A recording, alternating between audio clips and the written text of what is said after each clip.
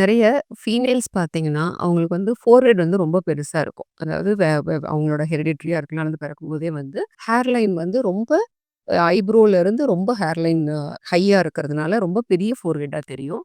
இன்னும் ஒரு சிலருக்கு பார்த்தீங்கன்னா, அந்த வகுடு எடுக்கிறதுன்னு சொல்லுவாங்க இல்லையா? அதிலேயே வந்து ஹேர் லாஸ் ஆன மாதிரி இருக்கும். இல்ல ஒரு சிலருக்கு சும்மாவே முன்னாடி இருக்கிற எல்லா ஏரியாலயுமே ரொம்ப ஹேர் லாஸ் ஆயிட்டு, அந்த ஸ்கேல்ப் வெள்ள வெள்ளையா தெரியிற மாதிரி இருக்கும். இந்த மாரி இருக்கிற பேஷண்ட்ஸ் வந்து நம்ம வந்து ஜென்ரலா நினைச்சுட்டு இருக்கிறோம் வந்து ஹேர் டிரான்ஸ்பிளான்ட்ங்கிறது வந்து மேல் தான் பண்ணுவாங்க அப்படின்ட்டு. நம்ம தாராளமா ஃபீமேல்ஸுக்கும் ஹேர் டிரான்ஸ்பிளான்ட் பண்ணலாம். இப்ப இந்த மாரி இருக்க அந்த ஃபோர்ஹெட் பெருசா இருக்கிற பேஷண்ட்ஸ்க்கு வந்து அந்த ஃபோர்ஹெட்ட வந்து நம்ம சைஸ குறைச்சு, நம்ம ஹேர் லைன கொஞ்சம் கீழ இறக்கி குடுத்து அழகா ஹேர் டிரான்ஸ்பிளான்ட் பண்ணி, அவங்களுக்கு வந்து அந்த ஃபோர்ஹெட் சின்னதா தெரியிற மாரி அழகா பண்ணி குடுக்க முடியும். இன்னொரு விஷயம் வந்து அந்த ஹேர் லைன்ல வந்து நெறைய பேர் ஹேர் லாஸ் ஆயி, அந்த வகுடு எடுக்கும்போது அவங்களுக்கு வந்து ரொம்ப வெள்ளையா தெரியுது அந்த இடத்துல. ரொம்ப ஹேர் கம்மியா இருக்கிற மாரி தெரியுது அப்படின்னு ஃபீல் பண்ணாங்கன்னா, அந்த இடத்துலயும் நம்ம ஹேர் டிரான்ஸ்பிளான்ட் பண்றது மூலியமா, அந்த வகுடு எடுக்கிற ஏரியா வந்து நெறைய ஹேர் இருக்கிற மாதிரி பண்ணலாம். பிளஸ் வந்து ஓவராலாவே வந்து முன்னந்தலையில வந்து நெறைய ஃபீமேல்ஸ்க்கு வந்து ரொம்ப ஹேர் லாஸ் ஆகி சீவும்போது முடிக்கு நடுவுல வெள்ள வெள்ளையா அந்த ஸ்கேல்ப் தெரியுது. அதனால ரொம்ப சிரமப்படுறாங்க அப்படின்னா, நம்ம வந்து ஹேர் டிரான்ஸ்பிளான்ட் பண்ணி அத கவர் பண்ணலாம்.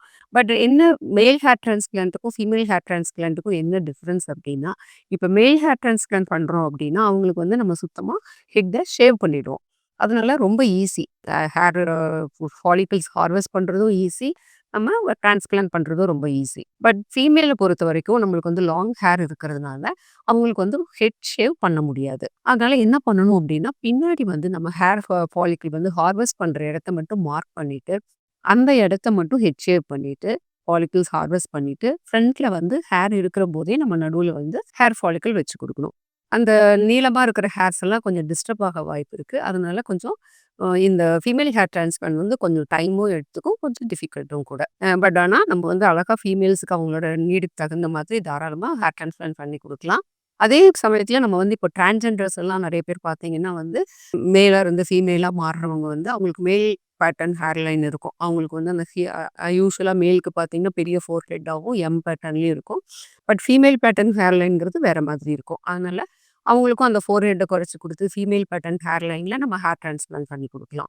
இந்த மாதிரி இப்போ உங்களுக்கு வந்து ஃபீமேல்ஸ் வந்து நெறைய பேர் வந்து எப்படியும் டைரக்ட்டா அவங்க ஹேர் டிரான்ஸ்பிளான்ட் பத்தி நினைக்க போறதில்ல. பட் ரொம்ப ஹேர் ஃபால் ஆயிடுச்சு. என்ன ட்ரீட்மெண்ட் எடுத்தோம் மெடிக்கல் ட்ரீட்மெண்ட்டோ, இல்ல சீரமோ, மினாக்ஸிடிலோ இல்ல பிஆர்பி போட்டும் கூட அவங்களுக்கு வந்து அந்த ஹேர் நல்லா க்ரோ ஆகி அது வந்து சரியாகல அப்படிங்கிற பட்சத்தில லாஸ்ட்டா அவங்க வந்து தாராளமா ஹேர் டிரான்ஸ்பிளான்ட் பத்தி திங்க் பண்ணி அவங்க ஹேர் டிரான்ஸ்பிளான்ட் பண்ணிக்கலாம். Thank you.